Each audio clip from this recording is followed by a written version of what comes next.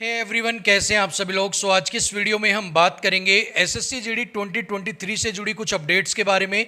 आज हम बात करेंगे क्रूशियल डेट इशू के ऊपर, रीमेडिकल की न्यू अपडेट के बारे में, साथ में बात करेंगे कैंडिडेट रिजेक्शन स्लिप के बारे में। कैंडिडेट्स को जो रिजेक्ट किया जा रहा है तो उनको एक स्लिप दी जा रही है, सो उसके ऊपर बात करेंगे कि किन पॉइंट्स के अंदर कैंडिडेट्स को रिजेक्शन मिल रहा है। साथ में ही बात करेंगे मेडिकल की लेटेस्ट अपडेट के बारे में। बस आपको करना क्या है, वीडियो को एंड तक जरूर देखना है। सबसे पहले हम यहाँ पर बात करेंगे क्रूशियल डेट के इशू को लेकर कि जिनके भी डॉक्यूमेंट्स न्यू हैं, क्रूशियल डेट के बाद के हैं, उनके डॉक्यूमेंट्स अब स्वीकार किए जा रहे हैं या उनको रिजेक्ट किया जा रहा है। तो देखिए, पहले दिन डीवी में क्रूशियल डेट के डॉक्यूमेंट, जिन भी बच्चों के क्रूशियल डेट के बाद के डॉक्यूमेंट्स थे, उनको रिजेक्ट लिस्ट में डाला गया था। लेकिन बाद में जब देखा गया कि अधिकतर बच्चों के डॉक्यूमेंट क्रूशियल डेट के बाद के हैं, तो यह फैसला लिया गया कि अब न्यू डॉक्यूमेंट्स को एक्सेप्ट कर लिया जाएगा।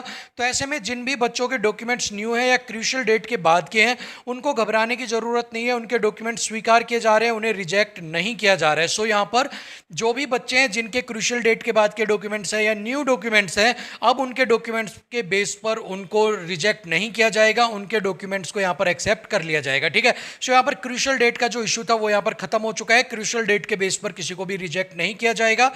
इसके साथ यहां पर बात करें कैंडिडेट रिजेक्शन स्लिप के बारे में कि कैंडिडेट्स को किन किन चीजों के अंदर रिजेक्शन दिए जा रहे हैं। तो देखिए, बायोमेट्रिक मिसमैच सबसे पहले, तो अगर आपका बायोमेट्रिक मिसमैच हुआ है तो भी आपको रिजेक्ट किया जा रहा है। इसके अलावा डेट ऑफ बर्थ मिसमैच, अगर 10th की सर्टिफिकेट के अंदर आपके जो डेट ऑफ बर्थ है अगर वो मिसमैच हुई है तो आपको रिजेक्ट किया जा रहा है। इसके अलावा अगर आप ओरिजिनल कास्ट सर्टिफिकेट प्रोड्यूस नहीं कर रहे हैं, original SC ST OBC EWS की ओरिजिनल कास्ट सर्टिफिकेट अगर आपने नहीं दी है तो आपको यहां पर रिजेक्ट कर रहे हैं। डोमिसाइल मिसमैच, अगर आपका डोमिसाइल जो है अगर वो मिसमैच हो रहा है कि अगर आपने राजस्थान से क्वालिफाई किया है बट आपके पास जो डोमिसाइल है वो हरियाणा का है, तो आपको डिस्क्वालीफाई किया जा रहा है।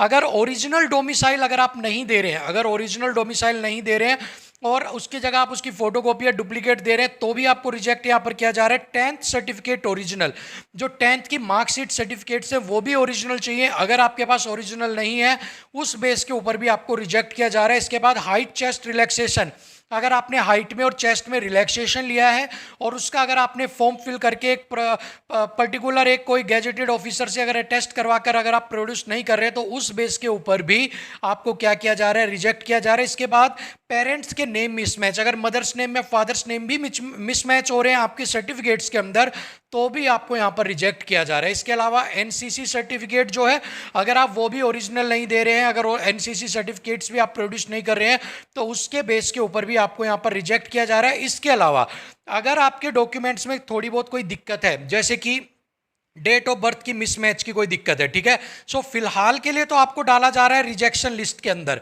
बट यहां पर आपको 7 डेज का टाइम दिया जा रहा है। किसका? 7 डेज का टाइम। अगर पेरेंट्स का नेम मिसमैच है, ठीक है, या फिर आपका डेट ऑफ बर्थ मिसमैच है, इसके लिए आपको क्या दिया जा रहा है? 7 दिन का समय दिया जा रहा है। इन 7 दिन के अंदर आपको करना क्या है? इन 7 दिन के अंदर आप जाइए और वापस से इसको करेक्ट करवा लीजिए। करेक्ट करवाने के बाद ओरिजिनल फॉर्मेट में ठीक करवाने के बाद विद इन 7 डेज अगर आप सबमिट करवा देते हैं तो आपको वहां पर रिजेक्ट लिस्ट आपका हटाकर आपके यहां पर क्या कर लिए जाएंगे? एक्सेप्ट आपको यहां पर कर लिया जाएगा। ठीक है, सो ये चीज आप ध्यान रखना। अगर आपके डॉक्यूमेंट्स में कोई गलती है, जैसे कि डेट ऑफ बर्थ की होगी या पेरेंट्स के नेम की हो गई है, तो इस केस के अंदर क्या किया जाएगा?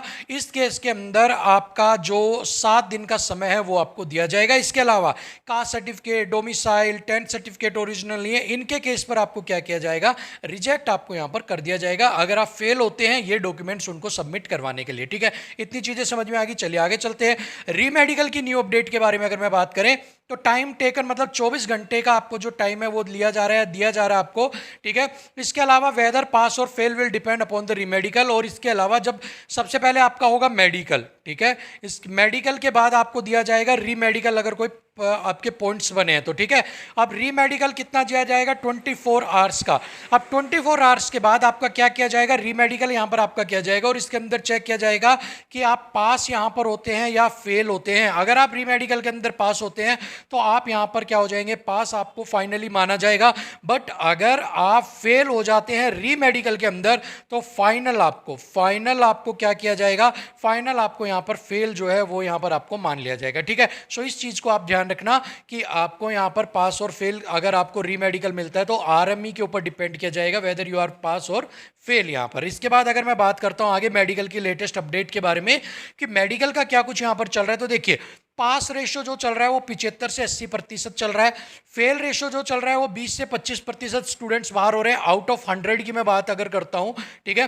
तो अगर मैं डीवी फेल की बात करूं, जैसे डॉक्यूमेंट वेरिफिकेशन में बात करूं, तो 10 से 15% जो कैंडिडेट्स हैं वो फेल हो रहे हैं किसके अंदर, डीवी के अंदर। सो यहां पर अगर मैं ओवरऑल बात करता हूं तो 100 में से 75 बच्चे पास हो रहे हैं, मतलब 75 बच्चे जो है वो पास हो रहे हैं यहां पर, ठीक है, फाइनली किसके अंदर, मेडिकल के अंदर। और डीवी के अंदर यहां पर 85%, 15% बाहर हो गए, 85% बाहर होंगे, सिलेक्ट हो रहे। तो ओवरऑल जो बच के आता है वो यहां पर कितना बच के आता है, 63 कैंडिडेट्स ही आउट ऑफ 100 यहां पर क्या कर रहे हैं, पास यहां पर आपका कर रहे हैं, ठीक है।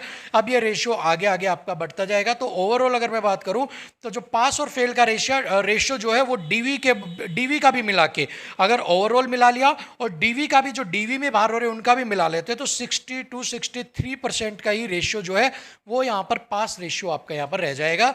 बाकी बच्चे जो है वो यहां पर बाहर हो जाएंगे, ठीक है। तो ये सब कुछ मेडिकल का लेटेस्ट अपडेट चल रहा है, क्योंकि डीवी में भी बाहर हो रहे हैं और मेडिकल में भी बाहर हो रहे हैं, कुछ आरएमई में बाहर हो रहे हैं। सो ओवरऑल यहां पर 60 से 63 बच्चे ही आउट ऑफ 100 यहां पर आपके पास हो रहे हैं, ठीक है ना। अब इसके अलावा अगर मैं बात करता हूं कट ऑफ को लेकर, अगर मैं कट ऑफ को लेकर बात करूं तो यहाँ पर आपके जो कैंडिडेट्स है वो अगर 60 से 63 पास हो रहे हैं आउट ऑफ 100, या फिर वो इससे भी अगर वो रेशियो कई जगह अगर कम चला जाता है, तो आपकी जो कट ऑफ है उसके ऊपर इसका इम्पैक्ट आपको साफ साफ देखने को मिलेगा।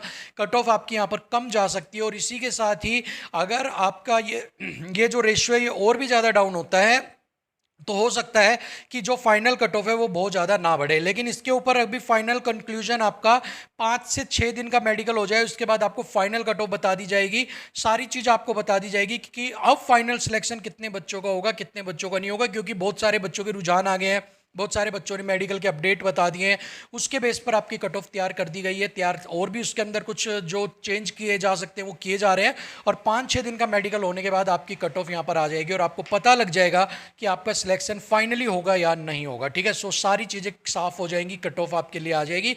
सो स्टे ट्यून, जुड़े रहिए, चैनल को सब्सक्राइब कर लीजिए। मिलेंगे आपसे अगली वीडियो में, तब तक के लिए थैंक यू सो मच, नमस्कार।